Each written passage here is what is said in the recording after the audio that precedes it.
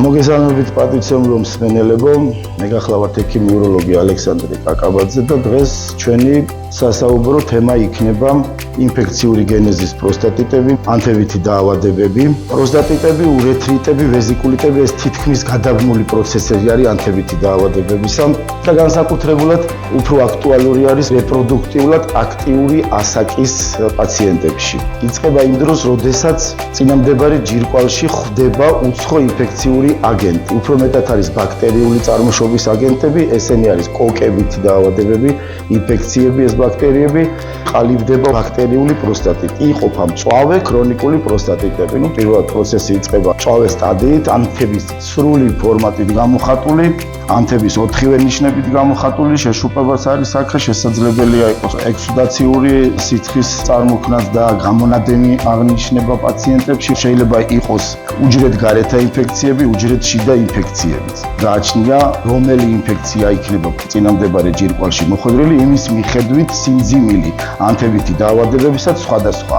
უჯრედგარეთა ინფექციები არის მაგალითად როგორც სოკოვანი ინფექციები, შეიძლება იყოს პროტოზოული ინფექცია, აგრეთვე გონორეა, მწვავე სტადიით იწყება პირდაპირ, ეს ბაქტერიული დიპლოკოკის ესთერეთი ჯგუფი ერთ-ერთი, რომელიც ფაქტობრივად არის გავრცელებული, ვენერიული ხასიათის არის. ხშირად არის ხოლმე ფარული ინფექციები, მანიფესტირება ისეთი ნიშნებით არა აქვს, შეიძლება მხოლოდ და მხოლოდ იყოს ძალიან მცირე რაოდენობის გამონადენი, ეს დნმ შემცველი ინფექციები, რომელსაც უფრო მიეკუთვნება ვირუსული წარმოშობისა, ან და ბაქტერიებსა და ვირუსებს შორის შუალედური ფორმები, როგორც აი ურიაპლაზმა, მიკოპლაზმა, ჰერპესი, ციტომეგალეს უკვე ვირუსული წარმოშობისა, ან პაპილომას ისეთი შტამები, რომლებიც ადამიანის ორგანიზმს აზიანებენ, კერძოდ კი უროგენიტალურ ტრაქტს. დიაგნოსტიკის საშუალებით ხდება იდენტიფიცირება ამ აგენტისა და ამის შემდეგ უკვე მიზნობრივად მისი მკურნალობაც.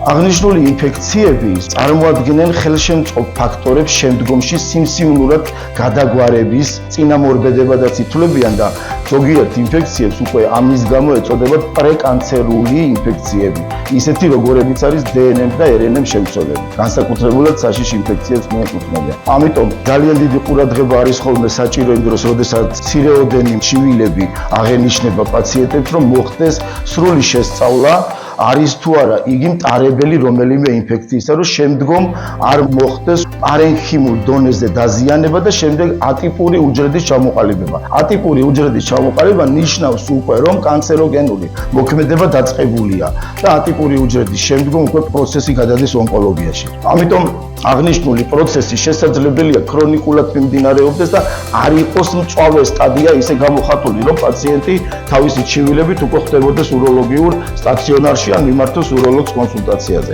რა არის ხელშემწყობი ფაქტორები? მჯდომარი ცხოვრების წესი, დაავადებები, რომელიც ხელს უწყობს შეგუბებით მოვლენებს. როდესაც არ არის უცხო აგენტი გამოხატული, არ არის ინფექციური პროსტატიტი, მაგრამ შეგუბებითი ხასიათის ფორმები აყალიბებს მაინც პროცესს, რომელსაც ეწოდება წინამდებარე ჯირკვის ანთება. როლი და აუცილებელიც არის სკრინინგები მამაკაცებისათვის პროსტატ სპეციფიკური ანტიგენის ადრეულ სტადიაში აღმოჩენა და სისხლში მატება ნიშანია იმისი, რომ პაციენტი ნევროლოგთან კონსულტაციაზე მივიდეს და ადრეულ სტადიაზევე იქნას დაფიქსირებული ის აგენტი, რომელმაც გამოიწვია პროსტატ სპეციფიკური ანტიგენის მატება. პროსტატ სპეციფიკური ანტიგენი ზუსტად იმ დროს იმატებს, როდესაც დნმ ან რნმ შემცველი ინფექციები ფიქსირდება წინამდებარე ჯირკვალში. შესაბამისად, ეს ინფექციები იწვევენ სინთეზს იმ ნივთიერებისას, რომელიც იწვევს ატიპურად გადაგვარებას და ეს არის პროცესი სიმსივნის ჩამოყალიბებას.